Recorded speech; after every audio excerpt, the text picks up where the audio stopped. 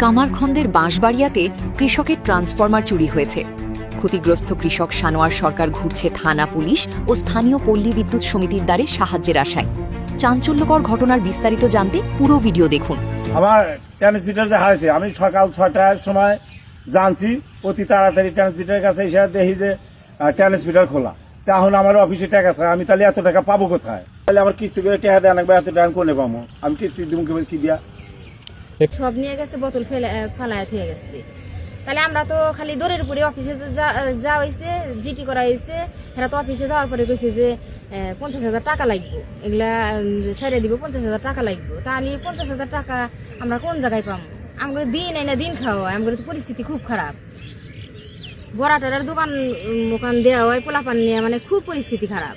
এই দিন এনে দিন খাওয়া হয়। তাহলে সেই জিনিসটাই যেগুলা করে থেকে গেছে, তাহলে এখন আমরা কি করবো? এই 50,000 টাকা 1 মাসের মধ্যেই আপনার এই প্রজেক্ট চালু করে নাকবো। তাহলে চালু তারা খেতালারা তো আমাকে ছাড়তেছে না। তাহলে আমরা এই 1 মাসের মধ্যে 50,000 টাকা কোনে পাবো? কিস্তিও তো দিলে, কিস্তি তো দেওয়া লাগবে। আমার তো খুব পরিস্থিতি খারাপ, মানে যে ভাষাই প্রকাশ করে দিতেছি না।